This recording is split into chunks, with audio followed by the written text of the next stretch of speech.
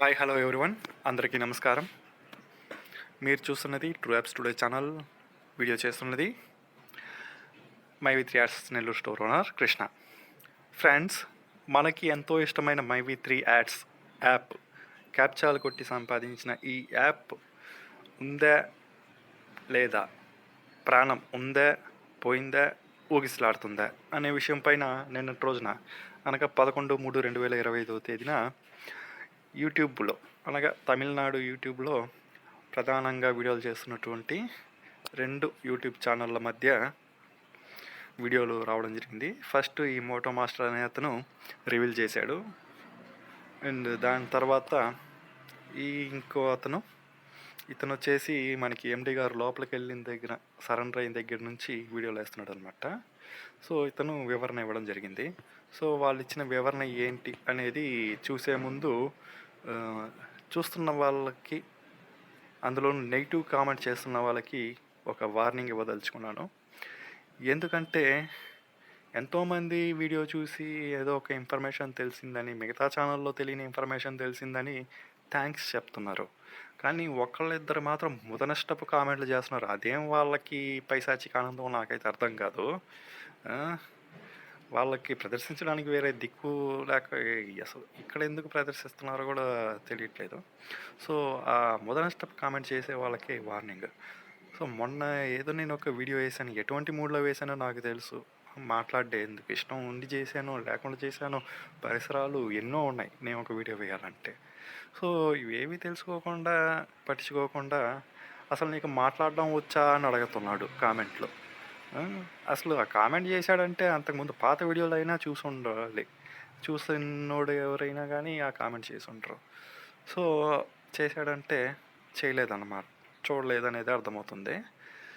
కాబట్టి కామెంట్ చేసేవాళ్ళు కొంచెం మీరు ప్రోత్సహించకపోయినా పర్లే, ఇట్లా పనికి మాలిన కామెంట్ చేశారంటే మాత్రం నేను చేయడం మానేస్తా. ఆల్రెడీ చాలా గ్యాప్ తీసుకున్నాను ఎన్నోసార్లు. నాకు అవసరమా అండి? నాకేం ఉపయోగం వస్తుంది చెప్పండి వీడియో చేయడం వల్ల? యూట్యూబ్ నుంచి మోనిటైజేషన్ చేయలే, రూపాయి రాదు. చూస్తున్నా మీరేమైనా ఇస్తున్నారా? అది లేదు. ఇంక నేను ఎందుకు చేయాలి? ఉత్తి పుణ్యానికి చేస్తూ ఉన్నాను. సరైన ఇన్ఫర్మేషన్ ఇచ్చేవాళ్ళు లేరు. ఏదో ఒకరు కొంచెం నాకు తెలిసిన తమిళోడిని కాబట్టి, సినిమా ఓడిని కాబట్టి ఏదో ఒక చిన్న సాటిస్ఫాక్షన్ కోసం వీడియో వేస్తున్నాను. అండ్ అల్టిమేట్గా ఓ నలుగురికైనా మనశ్శాంతిగా ఉంటుంది, కొంచెం ఓదార్పుగా ఉంటుంది అనే ఇదితో వీడియో వేస్తుంటే ముదనష్టపు కామెంట్లు చూస్తే ఎట్లుంటుందండి? సో నెగిటివ్ కామెంట్ చేసేవాళ్ళు అసలు చూడకండి, మిమ్మల్ని ఎవరు చూడమన్నారు? అండ్ మరో కేటగిరీ అయిపోయింది ఇంకా రాదు అంటున్నారు. అలాంటప్పుడు ఇంకా మీరు దేనికండి వీడియోలు చూడడం? మై వి త్రీకి సంబంధించి మానేయండి, మీ పనులు మీరు చూసుకోండి. పోయింది అనుకునే వాళ్ళు చూడాల్సిన పనే ఉంది. సో ఎవరైతే మై వి త్రీ యాడ్స్ వస్తుంది అనుకుంటున్నారో వాళ్ళ కోసమే నేను వీడియో వేస్తున్నాను, వాళ్ళు మాత్రమే చూడండి. Okay, coming to the point. My V three ads app ఏమైంది, ప్రాణం ఉందా పోయిందా అనే దానికి సంబంధించి ఏం వేస్తున్నారంటే ఇది ఇచ్చున్నారనమాట. వాళ్ళు తమిళ్లో వేసిన దాన్ని నేను గూగుల్ లెన్స్లో చేంజ్ చేసి మీకు చూపిస్తున్నాను. సో క్లయింట్ తొలగింపు నిషేధపడింది అంటే మనకి ప్లే స్టోర్ నుంచి నిషేధించబడింది కదా, సో దానికి సంబంధించిన అనమాట. సో డొమైన్ అయితే తొలగించడం ఎవరి వల్ల కాదు. అది ఈఓడబ్ల్యూ కానివ్వండి, హ్యాకర్ కానివ్వండి, ఎవరు కూడా ఆ డొమైన్ అయితే తొలగించలేరు. అండ్ క్లయింట్ పునరుద్ధరణ నిషేధించబడింది అంటే అప్డేట్ చేసుకోవడాన్ని కూడా నిషేధించున్నారు అని అర్థం చేసుకోవచ్చు మనం. అదే రకంగా వేరే ఎవరు కూడా డొమైన్ని రెన్యువల్ చేయడం కూడా సాధ్యం కాదు అని ఇచ్చున్నారు అనమాట. అదే రకంగా క్లయింట్ బదిలీ నిషేధించబడింది అంటే ఆ డొమైన్ ఏదైతే ఉందో అది ఇంకొకళ్ళకి, వేరే ఒకళ్ళకి బదిలీ చేయడం కూడా నిషేధించబడింది అనమాట. దాన్ని కింద కూడా ఇచ్చినారు, డొమైన్ మరొక కంపెనీకి బదిలీ చేయబడదు. అండ్ క్లయింట్ నవీకరణ నిషేధించబడింది, డొమైన్లో ఎలాంటి మార్పులు చేయలేరు అనేది ఇక్కడ మనం చూడొచ్చు. సో ఇంకొంచెం చూసుకుంటే ఈ డొమైన్ ఎప్పటి వరకు ఉంటుంది చెల్లుబాటులో అంటే 2025 జూన్ వరకు అందుబాటులో ఉంది, అంటే ఈ ఇయర్. సో ఇదన్నమాట పరిస్థితి. ఇంకా డొమైన్ వివరాల్లోకి వస్తాం.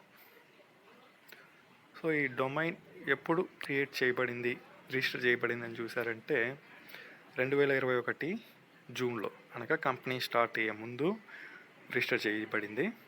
అండ్ ఎప్పుడు ఎక్స్పైరీ అవుతుంది అంటే ఈ సంవత్సరం జూన్లో. అంటే ఎక్స్పైరీ అంటే రెన్యువల్ చేయాలి, చేస్తే కంటిన్యూషన్ ఉంటుంది, లేకపోతే అట్టే ఉంటుంది.